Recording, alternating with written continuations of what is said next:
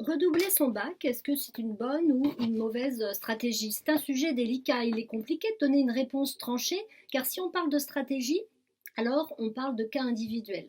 Donc je vous donnerai plusieurs réponses pour vous aider à choisir.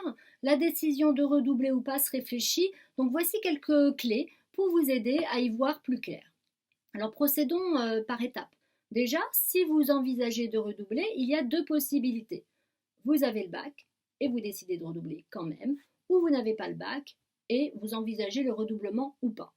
Donc, déjà, première possibilité, vous avez le bac, mais vous n'avez pas la formation que vous souhaitiez. Donc, vous ne l'avez pas obtenue sur Parcoursup, vous espérez avoir de meilleures notes et un meilleur dossier. Alors, cela peut être envisageable si vous souhaitez postuler dans une filière sélective, pour laquelle les notes comptent. C'est une stratégie qui peut s'envisager dans les faits, mais elle donne rarement les résultats escomptés. Donc, même si vous avez plusieurs matières avec une augmentation significative des notes, quand même les notes de première et celles de votre précédente terminale seront quand même évaluées et appréciées. Et en plus, le redoublement qui est volontaire n'est pas toujours accepté. Il y a deux problèmes supplémentaires cette année. La réforme du lycée. Les lycéens redoublants en 2020-2021 ne seront pas passés par l'année de première. Donc le ministère de l'Éducation nationale avait envisagé ce cas de figure, mais c'était sans compter sur les changements supplémentaires liés au Covid-19 et cela va être très compliqué à mettre en œuvre l'année prochaine. Donc cette possibilité de redoublement volontaire est à envisager lorsque toutes les autres possibilités d'orientation sont étudiées et rejetées. Et donc dans les solutions possibles, vous avez bien sûr les formations accessibles sur Parcoursup à partir du 16 juin dans le cadre de la procédure complémentaire. Deuxième possibilité, vous n'avez pas votre bac, mais que faire en cas d'échec au bac? Premièrement, prendre le temps de la réflexion et de la compréhension de cet échec.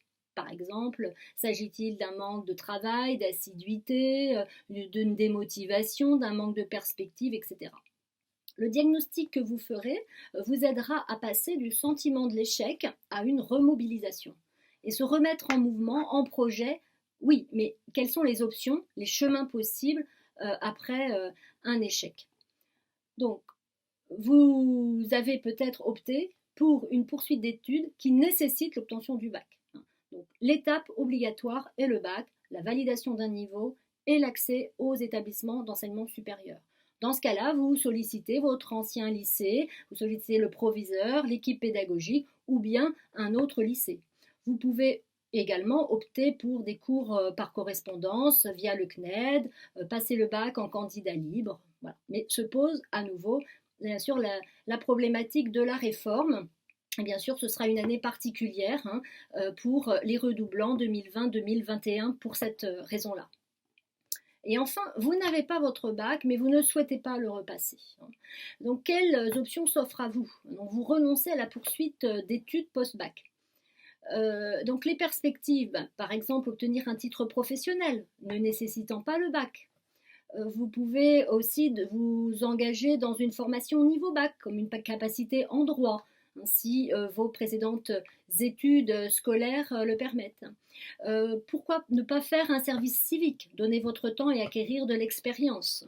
Ou alors gagner en expérience professionnelle, culturelle, linguistique, travailler, voyager, augmenter votre niveau de langue pour ensuite acquérir d'autres compétences.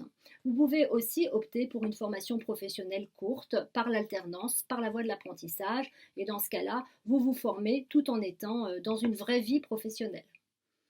En conclusion, restez motivés, réfléchissez à votre stratégie et bon projet à tous.